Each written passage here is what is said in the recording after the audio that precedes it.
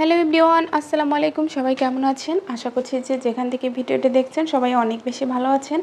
আল্লাহর রহমতে আমরা অনেক ভালো আছি। আর এই ভিডিওটা ছিল ডিসেম্বর মাসে যখন বাড়িতে গেছিলাম ওই টাইমে করা, কিন্তু তখন আপলোড করা হয় নাই। মানে আর কি ভিডিও করা আরও এখনও অনেক ভিডিও আছে, কিন্তু এডিট করা হয় না আর কি, অলসতা করে আপলোডও করা হয় না। তো ভাবলাম আজকে এই পিঠার ভিডিওটা একটু আপনাদের সঙ্গে শেয়ার করি।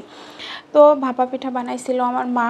তো এই যে প্রথমে কিন্তু ভাপা পিঠা বানানোর পাতিলটা আটা দিয়ে সুন্দর করে মুখটা একদম লাগিয়ে দিচ্ছে। আর তারপরে যে আতপ চালের গুঁড়া, ঢেঁকিতে কোটা যেটা ভেজা চালের গুঁড়া আর কি, তো সেটা কিন্তু অল্প অল্প পানি দিয়ে আটাটাকে মেখে নিচ্ছে। তো অল্প অল্প করে পানি দেওয়ার কারণ হচ্ছে যে বেশি আটাটা ভিজা হয়ে গেলে পিঠাটা কিন্তু খেতে একদমই মজা লাগবে না, কারণ পিঠার দানাটা একটু বড় বড় হয়ে যাবে, আর বড় বড় হলে কিন্তু ভালো লাগে না। আমাদের দোকানের পিঠা ভালো লাগে কেন, শুধু একটাই কারণ, সেটা হচ্ছে যে ওই যে ছোটো ছোটো মিহি দানা, পাতলা সুন্দর। তো আমার মা পিঠা বানালে কিন্তু ঠিক ওরকমই হয়। ফার্স্টে যে দেখলেন ভাঙলাম, একদম দোকানের মতো, খেতে অনেক বেশি মজা লাগে। তো তারপর দেখেন একটা চালনিতে কিন্তু সুন্দর করে চেলে নিছে, আর ওইভাবে চাললে অনেক অল্প সময় কিন্তু চালাও হয়ে যায়।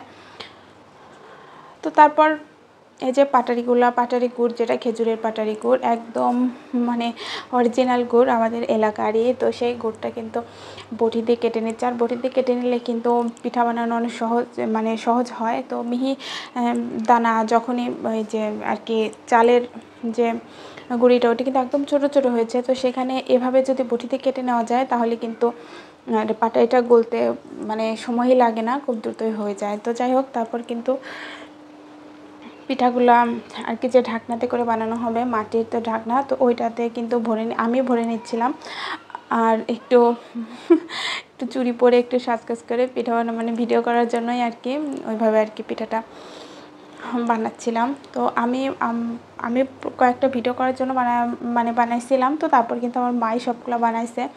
আসলে বাড়িতে গেলে এত বেশি পিঠা খাওয়া হয়, মানে শীতের সিজনে আর কি প্রতিদিনই খাওয়া হয়। শুধু শীতের সিজন না, এই যে এখন যে ঈদের মধ্যে যে বাড়িতে গেলাম, এই সিজনে যেটা খাওয়া যায়, মনে করেন যে প্রতিদিন আমার মা পিঠা বানাতেই থাকে। এই হচ্ছে যে শুকনা চিতই, তারপর হচ্ছে তেলের পিঠা, তালের বড়া, হাবিজাবি।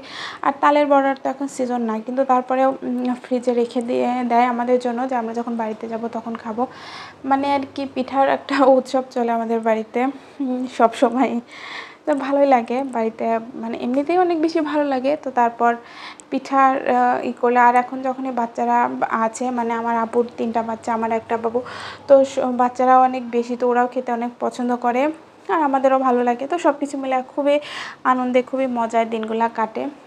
তো এবার ঈদে বাড়িতে যে আমি কিন্তু বেশি দিন থাকি নাই, কিন্তু আমি নর্মালি বাড়িতে গেলে 1 মাসের কমে তো আসি না, মানে 1 মাস প্লাস হয়ে যায়। তো এবার যখন আবার যেতে হবে, কারণ হচ্ছে যে কুরবানির ঈদ আছে সামনে, তো এজন্য আর কি বেশি দিন থাকি নাই, চলে আসছি তাড়াতাড়ি। তো আসতে খারাপ লাগলো, কী আর করা। তারপরেও আবার এখানে চলে আসছি, তো এখন আবার এখানেই ভালো লাগছে, নিজের জায়গার কথা আলাদা। তো যাই হোক, তো এইভাবে কিন্তু কয়েকটা পিঠা কিন্তু বানানো হয়ে গেছে। তারপরে এরকম আস্তে আস্তে পিঠাগুলো হচ্ছে, আমি কিন্তু পিঠা মানে আমার বানাতে অনেক ভালো লাগে, খেতেও ভালো লাগে, কিন্তু বেশি খেতে পারি না একবারে। এই যে এই পিঠাগুলো একটার বেশি মানে খেতেই পারবো না এরকম।